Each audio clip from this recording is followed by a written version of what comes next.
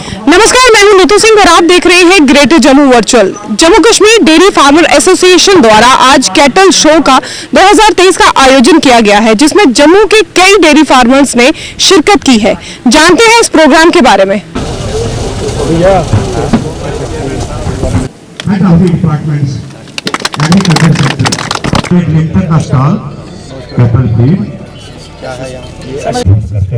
Napier है, सिटीरिया है, vetiver है।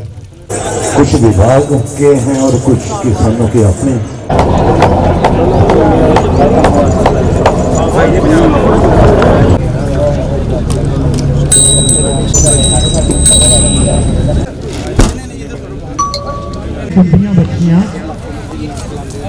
वाला जो कल है उसमें सारी चीजें जो है वो पूरी हो जाएंगी। ये कैटल शो का कार्यक्रम यहाँ हो रहा है। Jammu Kashmir dairy farmers association की तरफ से ये ऑर्गेनाइज किया जा रहा है। तो इसमें आपने देखा होगा लाइव स्टॉक के स्टॉल हैं और स्टॉल लगे हुए हैं। इनके जो फॉडर फीड और फॉडर देते हैं उनके, तो ये एक कोशिश की जा रही है डेयरी फार्मर्स एसोसिएशन की तरफ से, और डिपार्टमेंट की भी यही कोशिश है कि डेयरी सेक्टर को बढ़ावा मिले। उसके लिए हम जो लोगों में जानकारी पैदा करें कि किस किस तरीके की नस्लें अवेलेबल हैं, उनकी मिल्क प्रोडक्शन क्या है, और लोगों की भी बात सुने कि इसको क्या करने की ज़रूरत है ताकि मिल्क की प्रोडक्टिविटी बढ़े, प्रोडक्शन बढ़े, और ताकि जो हमारे फार्मर्स हैं इनकी इनकम बढ़ सके। सर, ये भी आपसे जानना चाहेंगे कि अक्सर लोग देखा जाता था कि गाय वगैरह खरीदने के लिए दूसरी स्टेट में जाया करती थी। अब ये चीज़ें यहाँ पर मुहैया हो, इसके लिए सरकार क्या करे? इसके लिए कई सारे कदम उठाए जा रहे हैं। एक तो हमारी अपनी जो ब्रीड है यहाँ उसको इम्प्रूव करने की कोशिश कर रहे हैं। तो एक बड़ा एम्बिशियस प्रोजेक्ट हमने यहाँ उठाया है, जिसमें हमारी जो ब्रीडिंग कवरेज है यहाँ की जम्मू सूबे की अगर हम बात करें, लगभग 20% हाइब्रिड है यहाँ।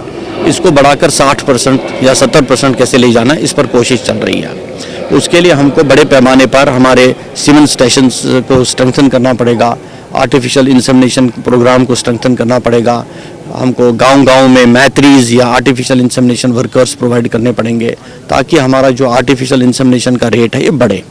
और इसके साथ साथ कई सारे और कदम भी उठाने पड़ेंगे। कई तरह के प्रावधान उस प्रोजेक्ट में हैं, जिससे हमारी कोशिश होगी कि जम्मू कश्मीर में जो मिल्क का दूध का उत्पादन है ये लगभग 75% बढ़े 5 साल में, और जो प्रोसेसिंग है ये कोई 3 गुना ज़्यादा मिल्क की प्रोसेसिंग हो। उसके लिए भी ये NDDB के साथ बात चल रही है। तो ये प्रोजेक्ट सैंक्शनड है, तो इसी को इम्प्लीमेंट करने की ज़रूरत है। और हम चाहते हैं कि ज़्यादा से ज़्यादा किसान जो हैं ये डेयरी के शोबे में इन प्रोग्राम्स का फ़ायदा उठाएं, इसके साथ जुड़ें। इसमें उनको रोज़गार के मौके भी मिलेंगे और लोगों की सेहत भी बेहतर हो सकती है। देखिए, सबसे पहले आप ये देखेंगे जो पशुधन है, पशुधन का किसान की जो इनकम है उसमें बहुत बड़ा रोल है। ये हाई इनकम ग्रुप में आती है डेयरी और इससे रिलेटेड जितने भी पशुधन है। इसलिए कृषि को कहते हैं कि गौ खेती वाणिज्यम, गौ पालो मतलब पशुधन रखो, खेती करो और दोनों का बिजनेस करो। तो ये एक दूसरे के सप्लीमेंट्री हैं और कम्प्लीमेंट्री हैं। अगर डेयरी नहीं होगी तो एग्रीकल्चर पूर्ण नहीं है, और एग्रीकल्चर होगा तो डेयरी या यानी पशुधन है वो उसकी ज़रूरत पड़ती है। और हम इंटीग्रेटेड फार्मिंग मॉडल्स को प्रमोट कर रहे हैं। तो इंटीग्रेटेड फार्मिंग मॉडल्स जो है वो फसलों के बेस्ड हो, उसमें डेयरी हो, उसमें पोल्ट्री हो, उसमें स्मॉल रूमिनेंट्स हो, भेड़ बकरी हो, जैसा भी किसान की जो रिक्वायरमेंट है उस तरीके से वो 2-3 सोर्स ऑफ इनकम बनाए। एक सिंगल सोर्स ऑफ इनकम होगा तो उसकी इनकम स्टेबलाइज नहीं होगी, उसमें रिस्क रहेगा। तो 2-3 सोर्स होंगे तो रिसोर्सेज भी अच्छे इस्तेमाल होंगे। आपकी मैन पावर जो है, फैमिली की लेबर है, हार्ड लेबर है, वो प्रॉपरली यूटिलाइज हो सकती है और आपको मार्केटिंग के अच्छे चांस मिल सकते हैं। डेयरी की प्रमोशन जो है इसकी अपनी एक इम्पोर्टेंस है।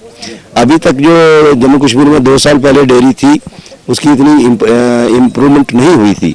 लोग ज़्यादातर जो डेयरी रखते थे वो फीड और बीट भूसा ड्राई फॉडर पे जानवर को पालते थे।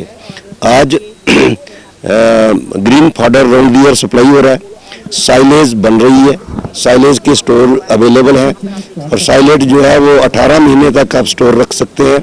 और जब भी आपको फॉडर की ज़रूरत हो, जब हमारा लीन पीरियड होता है, जैसे मई जून है, नवंबर दिसंबर जनवरी है तो फाडर की प्रोडक्शन कम हो जाती है, तो तब हमें साइलेज वगैरह की ज़रूरत पड़ती है। और साइलेज एक ऐसी चीज़ है कि बड़ा हाई इसमें न्यूट्रिएंट्स है, और साइलेज से जो दूध बनेगा वो हर्बल दूध है, और दूध हर्बल होना चाहिए, वो फीड वेस्ट नहीं होना चाहिए, वो फाडर वेस्ट होना चाहिए, ग्रीन फाडर वेस्ट होना चाहिए। उसी से सारे न्यूट्रिएंट्स दूध में आएंगे और उसको जो हमारी जनरेशन बच्चे आगे पिएंगे वो हेल्दी रहेंगे। नमस्कार मैम, मेरा नाम अभिनीश खजूरिया है और मैं एक डेयरी फार्मर हूँ। अगर आप मेरी एजुकेशन की बात करें तो मैं बीटेक हूँ और जॉब कर रहा था। मैं जॉब छोड़ के अभी जो है एग्रीकल्चर सेक्टर में या डेयरी फार्मिंग करने के लिए आया हूँ, और हम इसको क्या है एक मॉडर्नाइज तरीके से कर रहे हैं, जिससे क्या होगा कि यूथ भी इसमें अट्रैक्ट होगा। मोर ओवर मैम, जब हम जाते थे एक्सपोजर विजिट्स के लिए पंजाब में या हरियाणा में, वहाँ पे हम देखते थे कि जैसे PDFA है, वो बहुत अच्छे अच्छे मेले ऑर्गेनाइज कराते थे जिसमें कॉम्पिटिशन्स होते थे, ब्रीड पे कॉम्पिटिशन होता था या मिल्किंग पे एनिमल्स पे कॉम्पिटिशन होते थे। वैसे ही हम यहाँ पे कंडक्ट करवा रहे हैं एक मेला for the first time in history of Jammu and Kashmir. इससे क्या होगा कि जितने भी डेयरी फार्मर्स हैं वो यहाँ पे आएंगे और देखेंगे। इसमें हम मॉडर्नाइज तरीके से जितनी मशीनरी और इक्विपमेंट्स हैं वो सारे यहाँ पे डिस्प्ले में लगाए हैं। फीड वाले, मिनरल मिक्सचर वाले जो है वो सारे लोग यहाँ पे आए हैं, जितने animal nutrition, feed, fodder, silage वाले। उससे क्या होगा कि एक तो इस मेले में काफी कुछ सीखने को मिलेगा, सेकेंडली जो यूथ है वो आके यहाँ पे देखेगा तो उसको एक एनकरेजमेंट बूस्ट मिलेगा कि डेयरी फार्मिंग या फार्मिंग को आने के लिए, बिकॉज यू नो कि आने वाले टाइम पे जो है एग्रीकल्चर या फार्मिंग में ही फ्यूचर है। जैसे जी मैम, ऐसे है कि मैं देखता रहता हूँ यहाँ पे प्रेस क्लब में या कहीं रोज हेजिटेशन चल रही होती है, यूथ हर सभी लोग गवर्नमेंट जॉब्स की तरफ भाग रहे हैं। तो अब मोदी जी का भी है कि सेल्फ डिपेंडेंट बनना चाहिए, तो अगर सारे ही हम जॉब्स की तरफ भागेंगे तो बाकी जो बिजनेस कौन करेगा या फिर एग्रीकल्चर रिलेटेड काम कौन करेगा। तो आने वाले टाइम में मैम एग्रीकल्चर ही जो है फ्यूचर है इंडिया का, है ना। तो मुझे लगता है कि यूथ को मैं एक इनवाइट भी करता हूँ इस मेले में कि इसमें आए और आप देखें, जो डेयरी फार्मर नहीं भी है वो भी आए, इसमें देखें क्या है, और काफ़ी कुछ इसमें सीखने को भी मिलेगा और एक अच्छा मतलब एंटरटेनिंग मेला भी है। मैं पहले हमने 5 बफेलो रखी थी, 2 काऊ थी और 3 बफेलो थी।